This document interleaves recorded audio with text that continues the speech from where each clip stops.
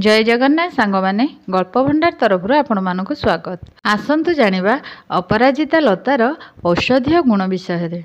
प्रिय दर्शक बंधु, जदि आम चैनल टी को सब्सक्राइब करि नाहंती दयाकरी सब्सक्राइब करि दियंतु। वीडियोटी शेष पर्यंत देखंतु एवं लाइक शेयर कमेंट भी करंतु। अपराजिता एक बहुवार्षिक लता।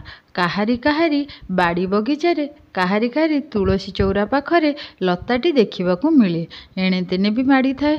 पुष्प भेदरे अपराजिता दुई प्रकारर होइथाए। जेउ लतारे धला रंगर फूल फुटे ताकू श्वेत अपराजिता, जेउ लतारे नील रंगर फूल फुटे ताकू नील अपराजिता कुहा जाए। वर्ष सारा एही लतारे फूल फुटुथाए। विशेष करी वर्षा ऋतुरे अधिक फूल फुटी थाए। औषध रूपे एहार मूल मंजी अधिक व्यवहृत होइथाए। आसंतु जानिबा एही लतार औषधीय गुण विषय। नंबर 1, जदि मुंड व्यथा किंबा अधा कपाली व्यथा हेउची ताहाले अपराजिता कंचा छुई को संग्रह करी छेची नेब एवं सेही रसरु 8 रु 10 बुंदा रस किंबा अपराजिता चेरर रस सूर्योदय पूर्वरु नासारे पकाइब।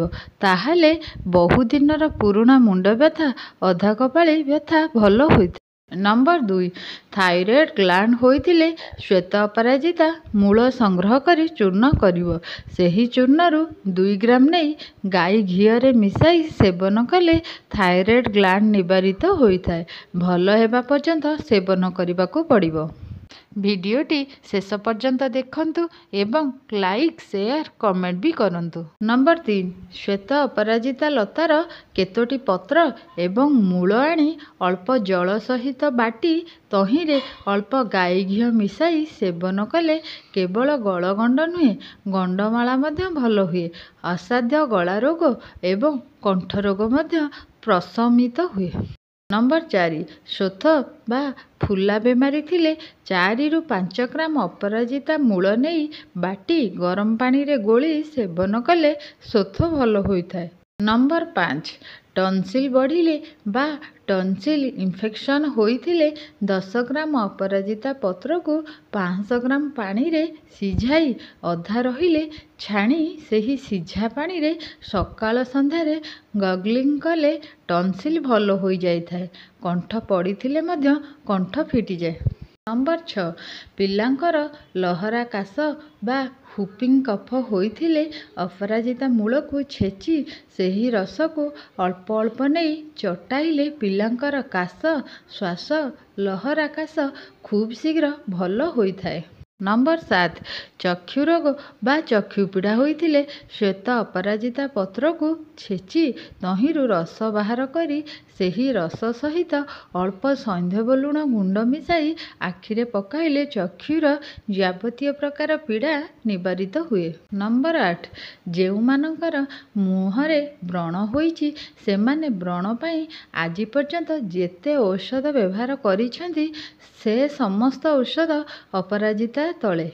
श्वेत अपराजिता लतार पतला काठी संग्रह करी सुखाई दियंतु।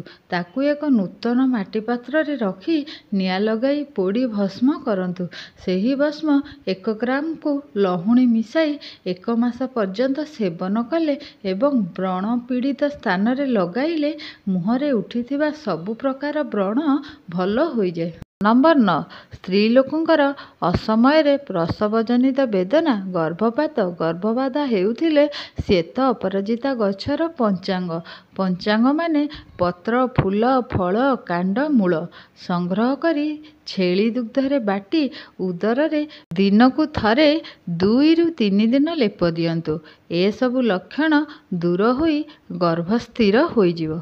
नंबर 10, जदि बंध्या नारी संतानर जननी हेबाकू चाहुछंती ताहाले कृष्ण अपराजिता मूल 10 ग्राम छेली दूधरे पेषण करी अथवा श्वेत अपराजिता 10 ग्राम को 1 वर्णी गाई दूधरे बाटी ऋतुर चतुर्थ दिन ठारू सप्तम दिन पर्यंत सेवन कले बंध्या दोष कटी पुत्र संतान होइथाय। आशा करुछि आज यही टिप्स गुड़िक समस्त को बहुत भल लगिथिबो एवं आपण मानकर दरकार समय रे निहाती भाबरे कामरे आसीबो। ଭିଡ଼ିଓଟି ଭଲ ଲାଗିଥିଲେ ଭିଡ଼ିଓଟି ସେୟାର କରନ୍ତୁ, ଲାଇକ୍ କରନ୍ତୁ। ଚ୍ୟାନେଲରେ ନୂଆ ଥିଲେ ଚ୍ୟାନେଲକୁ ସବସ୍କ୍ରାଇବ୍ କରିଦିଅନ୍ତୁ। ଭିଡ଼ିଓଟି ସମ୍ପୂର୍ଣ୍ଣ ଦେଖିଥିବାରୁ ଆପଣଙ୍କୁ ଅଶେଷ ଅଶେଷ ଧନ୍ୟବାଦ। ଜୟ ଜଗନ୍ନାଥ।